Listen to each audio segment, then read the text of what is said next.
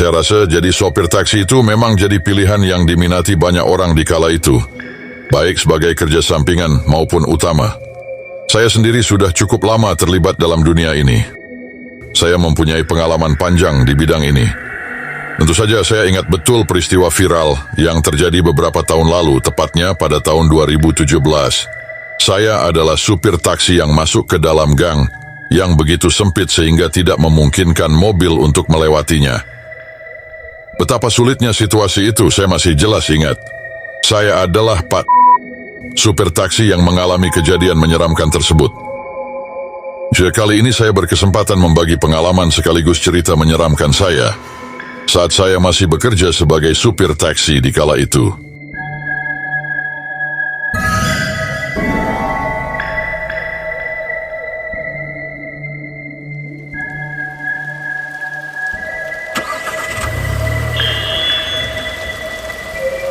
Jadi malam itu saya berada di stadium di daerah Manggarai. Setelah disewa oleh seseorang untuk diantar ke daerah Gang Buaya, begitu sampai di tujuan saya pun mendapat penumpang lagi. Saya melihat seorang wanita muda cantik membawa payung karena gerimis. Dia bertanya, "Pak taksi ya?" Saya mengangguk lalu saya bertanya kepadanya, "Mau kemana mbak?" Dia menjawab, "Ke arah kuburan." Lah, saya langsung terkejut mendengarnya. "Kuburan?" tanyaku untuk memastikannya. Saya sendiri agak ragu apakah benar ada komplek perumahan di sekitar kuburan itu. Pikir saya dalam hati. Saya merasa agak bingung. Sampai akhirnya saya putuskan untuk langsung melaju dengan cepat untuk mengantarkannya. Setelah sampai tujuan, saya melihat seorang perempuan itu ke arah apartemen yang memang berdekatan dengan kuburan. Saat saya menoleh ke arah spion, saya melihat bahwa perempuan itu cukup cantik, dengan tubuh yang kecil dan rambut panjang, mengenakan baju merah. Saat saya menoleh ke arah perempuan itu, saya tersenyum. Saya sempat berpikir hal-hal yang agak aneh, ngereslah pikiran saya saat itu. Tak lama kemudian, saya tiba di apartemen yang dimaksud. Terlihat sederhana. Kemudian, perempuan tadi turun dan berkata, "Mampir dulu pak." Saya menghela nafas, masih tersisa iman yang cukup. Dengan senyum saya menjawab, "Terima kasih mbak, saya sedang mencari nafkah untuk keluarga saya." Perempuan itu menyadari bahwa saya menolaknya. Lalu ia berkata, "Jika bapak tidak ingin mampir silakan pergi." Saya diusirnya dengan kasar. Dalam hati, sudahlah, saya ini sering kali mengantarkan orang tapi pembayarannya selalu diabaikan. "Bayarlah dulu ya mbak," ucap saya dengan nada agak kesal. Hal ini sudah menjadi kebiasaan, tapi tetap saja membuat saya merasa jengkel. Tanpa berpikir panjang, saya langsung menginjak pedal gas karena hari sudah mulai gelap. Saya menyesuaikan posisi mobil saya, namun tiba-tiba hal yang tak terduga terjadi. Itu adalah sesuatu yang tidak akan pernah saya lupakan.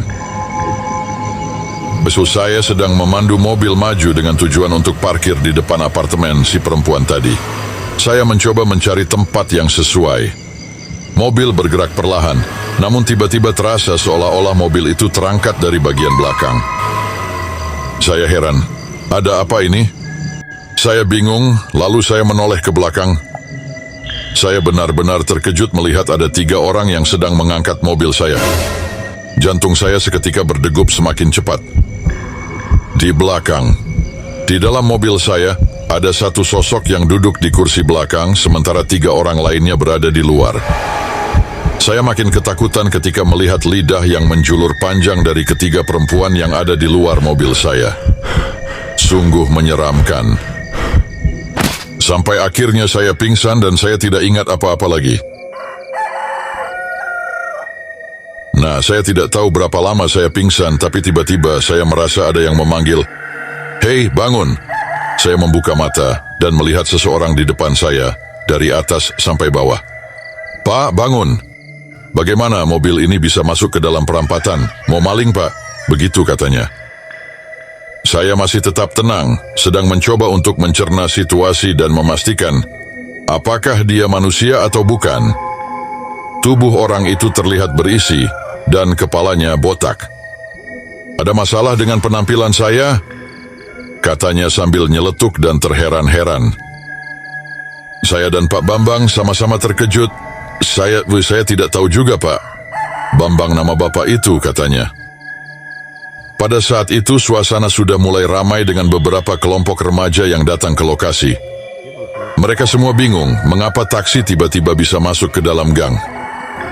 Saya merasa heran sejujurnya dengan temuan ini. Saat saya mempertimbangkan logika, gang tersebut memang cukup sempit, hanya bisa dilewati oleh motor saja. Tetapi yang membuat saya bingung adalah ketika warga mengelilingi dan mengecek taksi saya, tidak ada tanda-tanda kecelakaan atau goresan di sekitar mobil itu. Bahkan pot-pot di tepi jalan juga tetap aman. Tidak ada yang rusak. Begitu juga dengan area Siskamling yang berada di sana. Ya sudah, saya akan antar menuju kantor RW saja. Tidak perlu khawatir, kami para pemuda di sini akan menjaga Bapak. Mari saya antar, Pak, kata pemuda taruna itu. Saya kemudian ditemani oleh beberapa warga menuju kantor RW.